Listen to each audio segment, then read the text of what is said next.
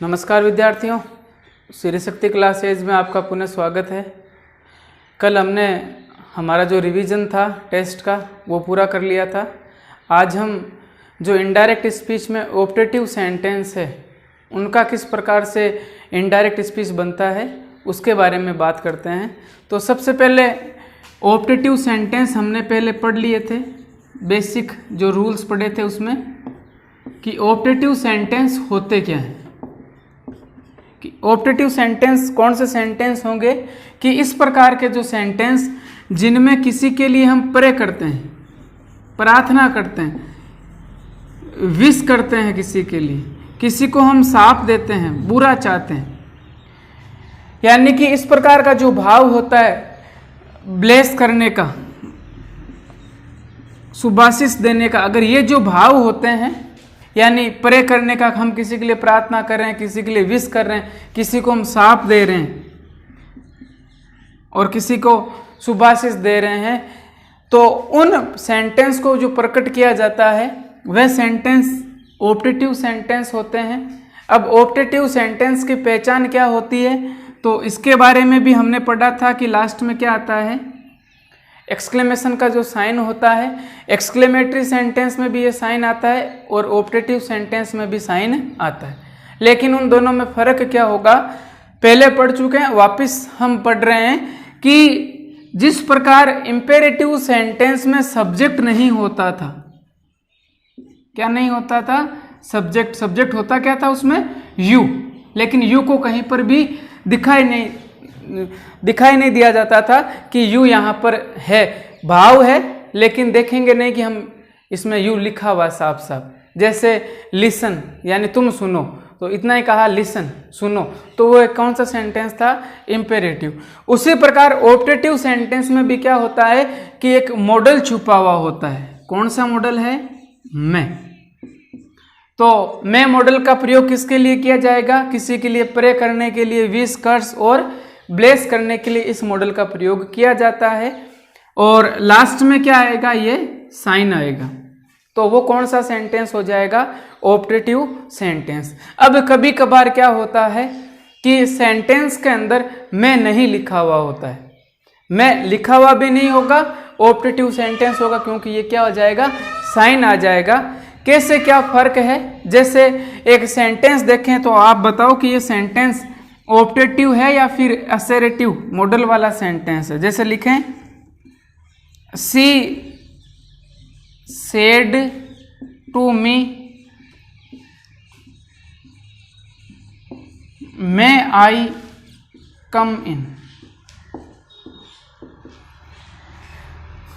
कहा कि मैं छुपा हुआ होता है और मैं दिखाई भी देता है, इसमें लिखा हुआ मैं शुरुआत में आया हुआ है, तो शुरुआत में अगर आया हुआ है मैं, तो यहाँ पर साइन ऑफ इंटरोगेशन है, तो ये ऑप्टेटिव सेंटेंस नहीं हुआ। क्यों नहीं हुआ, क्योंकि इसमें प्रश्न पूछा गया है, किसी से परमिशन मांगी गई है कि क्या मैं अंदर आ सकता हूँ, तो ये ऑप्टेटिव सेंटेंस नहीं है। इस सेंटेंस का हम नरेशन किस प्रकार बनाएंगे, प्रश्न पूछा गया है तो सेड टू किस में चेंज हो जाएगा, आस्क्ड में।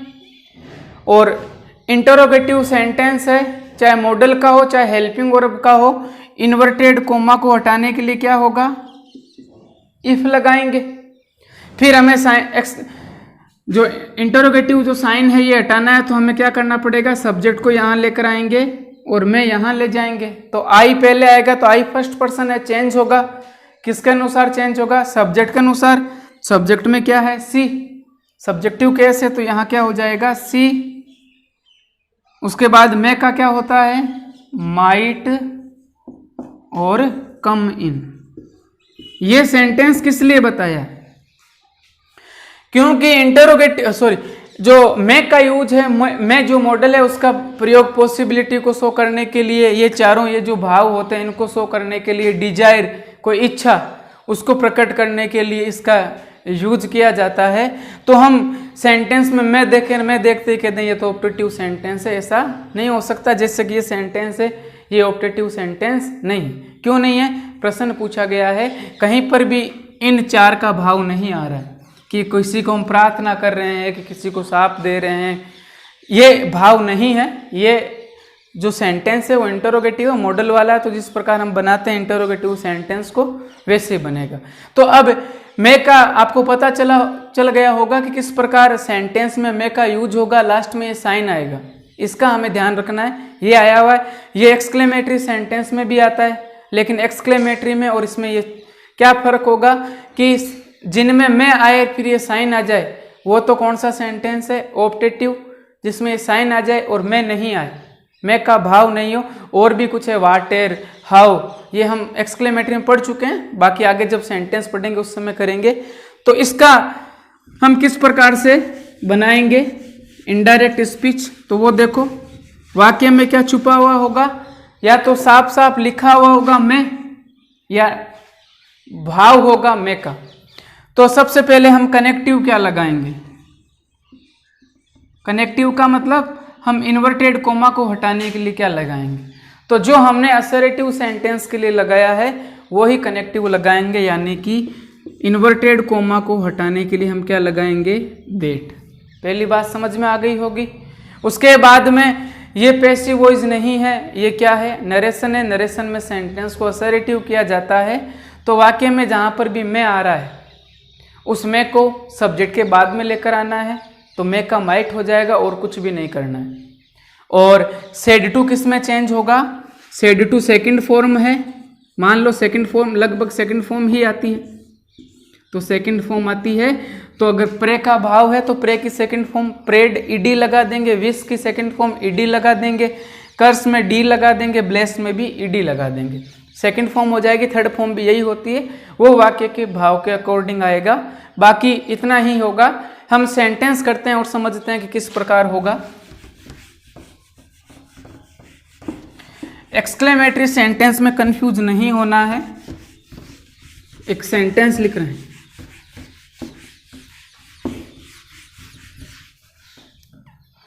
जैसे सी said to him, she said to him, may you succeed in your life। अब मैं पहले आया हुआ है, लेकिन फिर भी देख लो साइन ऑफ इंटरोगेशन नहीं है। कौन सा सेंटेंस हो गया, ऑप्टेटिव सेंटेंस हो गया। May you succeeded in your life, she said to him, उसने उसको कहा कि तुम अपने जीवन में क्या हो, सफल हो। तो ये प्रे प्रार्थना की होगी या उसकी कामना विश होगी, तो सेड टू को हम चेंज कर देंगे वाक्य के भाव के अकॉर्डिंग, ये चेंज किया हुआ आएगा। ऑप्टेटिव सेंटेंस है, इन्वर्टेड कोमा को हटाने के लिए क्या लगाएंगे, दैट। उसके बाद में वाक्य में ये साइन हमें हटाना है, तो कहने का मतलब सब्जेक्ट पहले आएगा, जिस प्रकार इंटरोगेटिव सेंटेंस पढ़े थे वैसे ही होगा। यू इधर, मैं उधर, मैं का माइट हो जाएगा। तो सबसे पहले सेड टू को भाव क्या है कि उसने विश की है, उसने भगवान से प्रार्थना की है, यानी हम वाक्य को सेड टू को किस में चेंज कर देंगे, विश्ड में। क्यों किया, ईडी क्यों लगाया, क्योंकि यहाँ पर सेकंड फॉर्म है, तो यहाँ पर भी सेकंड फॉर्म। तो विश के बाद, प्रे के बाद, कर्स के बाद, ब्लेस के बाद टू का यूज नहीं होता है, तो टू भी हट जाएगा। सेड टू किस में चेंज हो गया, विश्ड में। उसके बाद बचा हुआ क्या है, सी, और यहाँ पर क्या है, हिम। यू सेकंड पर्सन है, पहले यू यहाँ पर आएगा, मैं यहाँ पर जाएगा, तो यू सेकंड पर्सन है। सेकंड पर्सन किसके अनुसार चेंज होता है, ऑब्जेक्ट के अनुसार। तो ऑब्जेक्ट में क्या है, हिम, तो हिम किसका केस है, ही का। यू कौन सा केस है, सब्जेक्टिव, तो हिम का सब्जेक्टिव केस क्या होगा, ही। और मैं का क्या हो जाएगा, पास्ट होगा, माइट सक्सीड इन। योर का क्या हो जाएगा, योर भी सेकंड पर्सन है, ऑब्जेक्ट के अनुसार। पॉजिटिव केस है, तो हिम का पॉजिटिव केस क्या होता है, हिज लाइफ। तो ये था ऑप्टेटिव सेंटेंस कि ऑप्टेटिव सेंटेंस का हम किस प्रकार से नरेशन बनाएंगे। उसी प्रकार देखो, सी प्रेड गॉड सेव द किंग। अब देखो यहां पर कहीं पर भी मैं नहीं लिखा हुआ है, तो ऑप्टेटिव सेंटेंस है, ये साइन आ गया है। एक्सक्लेमेटरी में पूरा फर्क होता है, साइन दिए हुए होते हैं कि कौन सा एक्सक्लेमेटरी होता है, वो समझ जाएंगे, जैसे हुरे। तो यहां पर कुछ भी नहीं है, ब्रावो नहीं लिखा हुआ, हुरे नहीं लिखा हुआ, वाट है, हाउ है, ये एक्सक्लेमेटरी के साइन होते हैं। तो यहां पर कुछ नहीं लिखा, इसका मतलब ये क्या है, ऑप्टेटिव सेंटेंस से कहने का मतलब है कि यहां पर क्या छुपा हुआ है, मैं। ठीक है, यहां पर क्या छुपा हुआ है, मैं छुपा हुआ। किससे पता चला, इससे, क्योंकि ये ऑप्टेटिव सेंटेंस है। मैंने कहा मैं दिखेगा भी और कभी लिखा हुआ नहीं भी मिले, तो यहां हम मान लेंगे कि मैं है। तो मैं गॉड सेव द किंग, और फिर भी समझ में नहीं आ रहा है, तो मैंने ये सेंटेंस पहले भी बताया था सम बेसिक टर्म्स में, कि मान लो ये अगर प्रेजेंट सिंपल टेंस होता, ये सब्जेक्ट है हमारा, बचाने का काम भगवान करेंगे, ये हमारी सेव यानी वर्ब बचाना, सेकंड फॉर्म सेव्ड होता है, सेकंड फॉर्म है नहीं, फर्स्ट फॉर्म है द किंग, किसको बचाए, राजा को बचाए, तो ये हमारा ऑब्जेक्ट है। तो अगर ये प्रेजेंट सिंपल टेंस है तो गॉड सिंगुलर एक वचन है, तो दो ही टेंस होते हैं जिनमें हेल्पिंग वर्ब का यूज नहीं किया जाता है, present simple, past simple. Past simple है नहीं, क्यों नहीं है, क्योंकि पास्ट सिंपल में वर्ब की सेकंड फॉर्म आती है, यहाँ सेव लिखा हुआ, सेव्ड नहीं लिखा हुआ है, तो पास्ट सिंपल तो हट गया। प्रेजेंट सिंपल भी नहीं है, क्योंकि हमारा सब्जेक्ट अगर एक वचन होता है तो उसके साथ वर्ब की 5 फॉर्म यानी सेव्ज लिखा हुआ होना था, यहाँ सेव्ज लिखा, एस लिखा हुआ होना था, वो भी नहीं है। तो फिर अब हम समझ सकते हैं कि ये कौन सा सेंटेंस है, ऑप्टेटिव सेंटेंस। कैसे पता चला, क्योंकि मैं मॉडल है, और मॉडल के बाद हमेशा वर्ब की कौन सी फॉर्म आती है, फर्स्ट फॉर्म आती है, इसलिए देखो सेव यानी छुपा हुआ है मैं। बात समझ में आ गई होगी, मैं छुपा हुआ है, तभी वर्ब की कौन सी फॉर्म है, फर्स्ट फॉर्म है, इसलिए हम मैं यहाँ पर मानेंगे। बात समझ में आ गई होगी। तो मैंने प्रेड पहले ही लिख दिया है, तो चेंज करने की आवश्यकता नहीं है। तो सी प्रेड,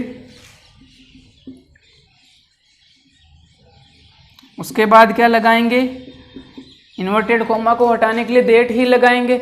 असर्टिव सेंटेंस में भी देट लगाया, ऑप्टेटिव में भी देट लगाया, इंटरोगेटिव में दो अलग अलग लगाए, एक जगह इफ लगा, एक जगह जो WH वर्ड था वो लगा, और जो इंपेरेटिव सेंटेंस में उसमें टू लगाया, एक जगह देट लगाया। देट कहाँ लगाया, सजेस्टेड टू और प्रपोज्ड टू, वहाँ पर देट लगाया, बाकी जगह यानी इतने ही सेंटेंस पढ़े, सबका समझ में आ गया होगा, देट लगेगा।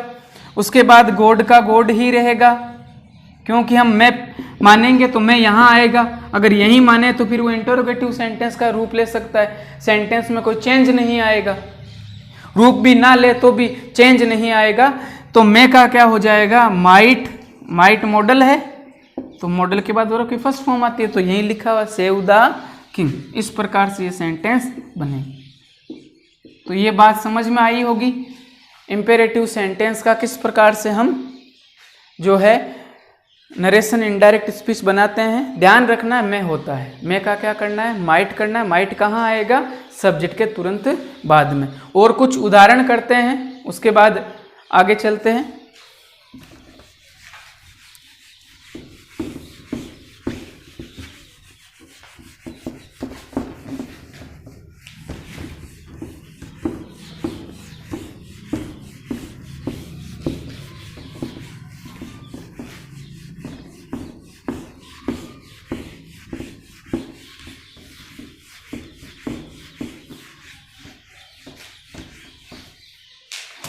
जैसे the old lady said may you go to hell. किस प्रकार से बनाएंगे, आप खुद बनाओ एक बार कि किस प्रकार से इसका हम वाक्य, इस वाक्य को हम चेंज करेंगे। हेल यानी नरक, तो नरक है तो वाक्य के भाव 4 बताए थे। एक विश होता है, काम ना करना, ब्लेस, कर्स, कर्स यानी किसी को साप देना, तो यहाँ पर कर्स का भाव है, सेड चेंज हो जाएगा। यहाँ पर यू है, सेकंड पर्सन है, इसलिए हमें यहाँ पर कुछ मानना पड़ेगा। क्या लिखा हुआ है, ये बातें बताई हुई है। एक बार आप खुद चेंज करो इसको।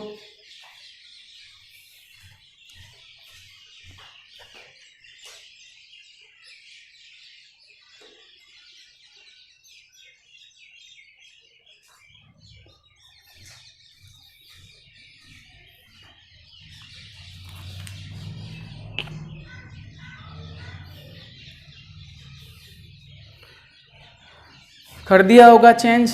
यू है, सेकंड पर्सन है, ऑब्जेक्ट के अनुसार, तो हम वाक्य के अकॉर्डिंग हम कुछ भी अपनी तरफ से लगा लेंगे। The old lady, second form है तो कर्स की सेकंड फॉर्म डी लगा देंगे, कर्स्ड। उसके बाद में मी माना है हमने, जो भी आप मानो, हम मी माना है। इन्वर्टेड कोमा को हटाने के लिए देट, ठीक है। यू इधर आएगा, मैं यहाँ आएगा, तो यू सेकंड पर्सन ऑब्जेक्ट के अनुसार, ऑब्जेक्ट में हमने क्या माना है, मी। सब्जेक्टिव केस है तो मी का सब्जेक्टिव केस क्या हो जाएगा, आई। मैं का क्या हो जाएगा, माइट। उसके बाद क्योंकि मॉडल है, मॉडल के बाद ऐसी वर्ब की फर्स्ट फॉर्म आएगी, गो टू है। अगला sentence,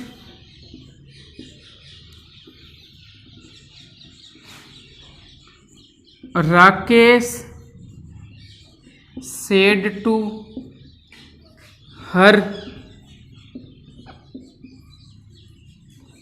may you get success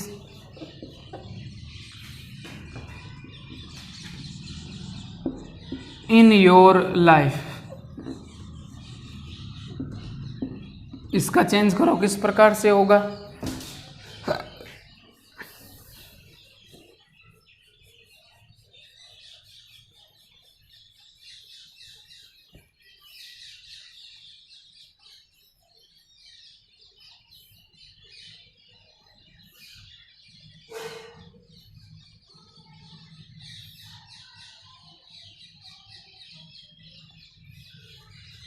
कर दिया होगा चेंज। सेड टू है, राकेश की विश है कि वह अपने जीवन में क्या प्राप्त करें, सक्सेस प्राप्त करें। तो सबसे पहले सेड टू को किस में चेंज कर देंगे, विश्ड में। इन्वर्टेड कोमा को हटाने के लिए देट, वाक्य को क्या करना है, असरेटिव बनाना है। तो यू सेकंड पर्सन है, सेकंड पर्सन किसके अनुसार चेंज होगा, ऑब्जेक्ट के अनुसार। ऑब्जेक्ट में क्या है, हर, तो ये सब्जेक्टिव केस है तो हर का सब्जेक्टिव केस क्या हो जाएगा, सी। मैं का क्या हो जाएगा, might get success in your, second person है, हर के अकॉर्डिंग, तो पॉजिटिव केस क्या होगा, हर लाइफ। अगला सेंटेंस,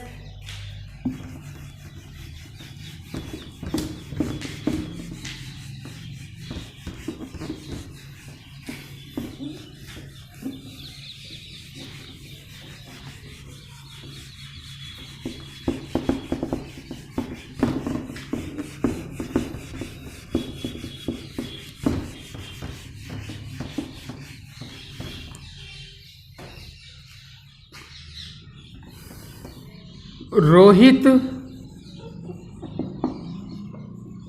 सेड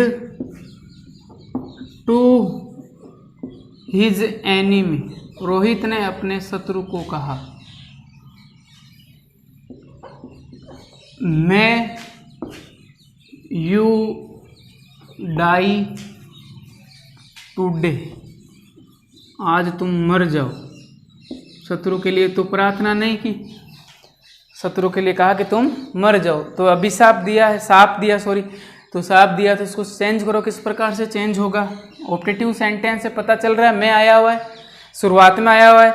अगर इंटरोगेटिव होता तो साइन ऑफ इंटरोगेशन होता, यानी यहाँ पर कोई भाव है, उस भाव के अकॉर्डिंग इसको चेंज करना है।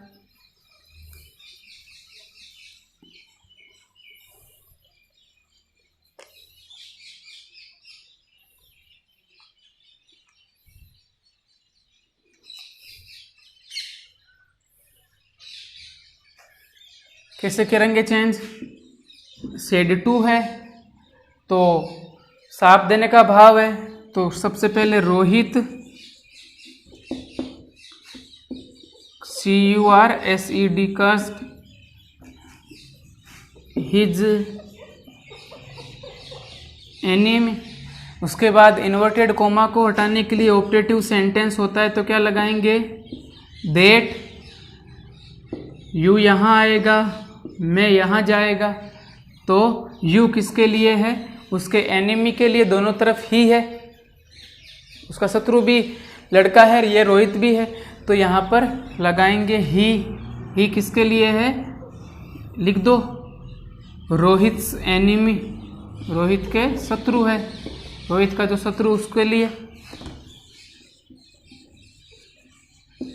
ठीक है। उसके बाद में मैं को किस में चेंज कर देंगे? माइट में, और डाई टुडे किस में चेंज होता है? डेट डेम। तो ये सेंटेंस थे जो हमारे ऑप्टेटिव सेंटेंस थे, उनका इस प्रकार से हमें जो है नरेशन बनाना होता है, इसमें कोई दिक्कत नहीं होगी। अब देखो थैंक यू, गुड मॉर्निंग, इनमें डेट का वगैरह कनेक्टिव का यूज नहीं किया जाता है, उनको डायरेक्ट ही बनाया जाता है। तो ये डायरेक्ट आपको एक फॉर्मेट में मिल जाएंगे कि ये डायरेक्ट ही बनते हैं। जैसे ऐसे लिखें कि ही सेड टू मी, अब कहा कि गुड मॉर्निंग, उसने मुझसे क्या कहा? Good morning. तो गुड मॉर्निंग आपको भी पता है विश करना होता है ना? तो विश करना है, तो यहाँ इस प्रकार के जो सेंटेंस होते हैं, good morning, good evening, good night में क्या होता है? बेड होता है, BADE, क्योंकि विदा होने का भाव होता है। ये आपको अलग से मिल जाएंगे, ये एक बार पढ़ोगे समझ में आ जाएंगे तुरंत। तो इस प्रकार के सेंटेंस में कोई भी कनेक्टिव का यूज नहीं होता है। कैसे होता है? सेड टू किस में चेंज होगा? विश किया है तो हो जाएगा ही, विश की सेकंड फॉर्म विश्ड मी। उसके बाद यहाँ इन्वर्टेड कोमा को उठाने के लिए कुछ नहीं लगाना है, डायरेक्ट लिखना गुड मॉर्निंग।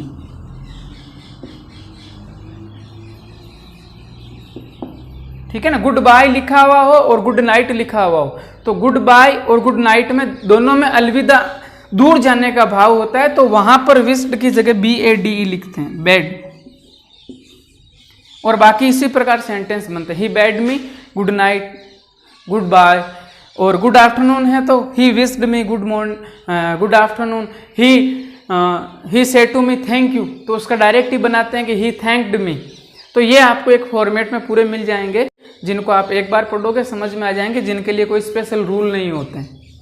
आज हमने पढ़े हैं जो सेंटेंस है हमारे ऑप्टेटिव सेंटेंस। वापस बता दूं क्या ऑप्टेटिव सेंटेंस में हमने क्या पढ़ा है?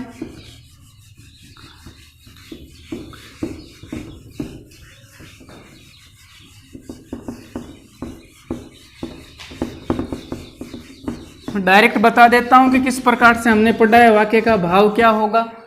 तो पहला काम होगा कि वाक्य में सेड टू लिखा हुआ है, ठीक है? ऑप्टेटिव सेंटेंस ऊपर हेडिंग दे देना।